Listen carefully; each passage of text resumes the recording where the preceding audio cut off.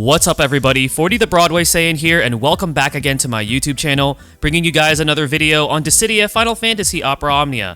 In today's video, we're going to be talking about the debut of Ignis' LD weapon in Global Opera Omnia. Full disclosure, based on the schedule, this may be the next upcoming LD weapon because we are going to be seeing a second part of the Abyss for Global Opera Omnia, so I have a feeling that Ignis' LD weapon may be coming out in conjunction with that, but we'll see what happens. It's either going to be Ignis' LD or we might be seeing Young's LD first, which comes out with Desh's Lost Chapters. But this video is going to be focusing on Ignis' LD. But before we talk about that, if you guys are brand new to the channel, be sure to hit that subscribe button and turn on that notification bell. That way you guys are not missing out on future uploads. And if you guys enjoy what you see on this channel, be sure to hit that like button and share this video, as it does help me out.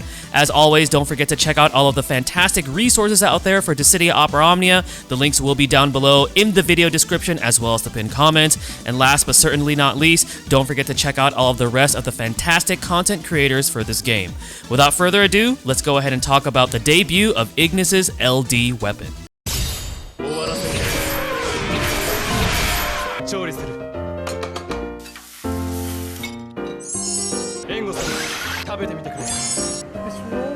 Where's the lamb sauce?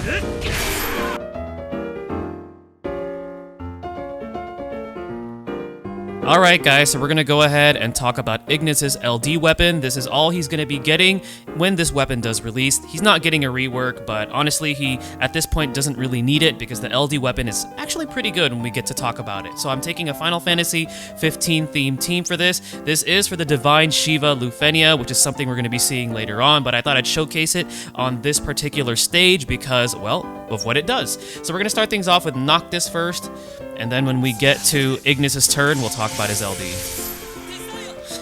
And yes, you guys are going to be seeing some future things that we're going to be getting later on in Global Opera Omnia, such as, for example, Prompto's LD, which is really cool.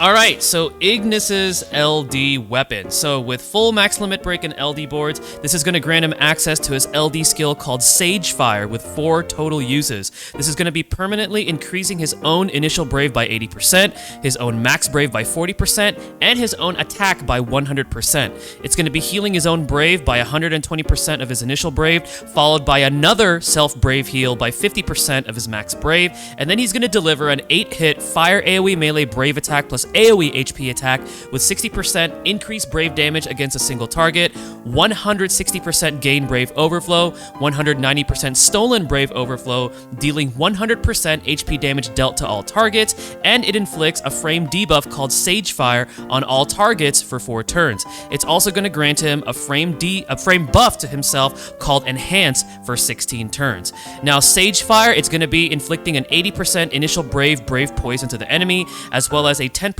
increased HP damage taken by that enemy, and it also is going to be inflicting Fire Imperil. And while you have Enhance active, which is his framed buff, it allows Ignis to inflict Sage Fire for 4 turns after attacking that enemy target. It also grants his buffs increase in duration by 2 turns, so any buffs he grants is going to be increased in duration by 2 turns, and then it's also going to be increasing the party's attack by 20%, increasing the party's elemental weakness damage dealt by 30%, and as well as an increased 20% stolen, gained brave overflow to the party, and it also grants the party Fire Enchant. So let's go ahead and take a look at it here. Normally I would go first with a skill 2, but we want to see the LD. That's what we're here for.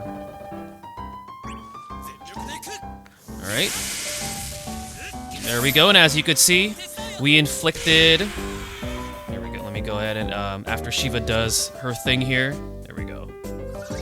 And as you can see right there, let's go ahead and long clicker here. You see that 4-turn duration of the Sage Fire debuff. You see the Brave Poison based on initial Brave. We also see the Fire Imperil, and as well as the increase, HP damage taken by 10%. So it's a pretty good debuff, and Ignis now is effectively a pretty good, Enchant Imperil alongside, what he already does with his versatile support kit. Now I do want to show off how he inflicts Sage Fire just by attacking, because that is part of his buff from his LD. So we're going to go ahead and take a look at that too. With Prompto, let's just go ahead and use this.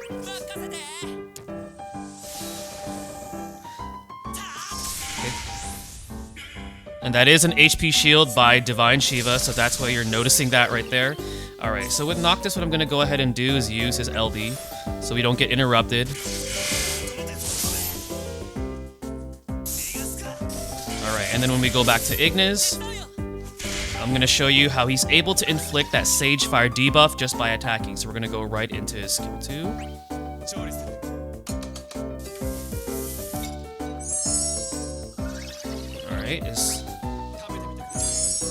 Alright, and now we're going to go ahead and attack the enemy target.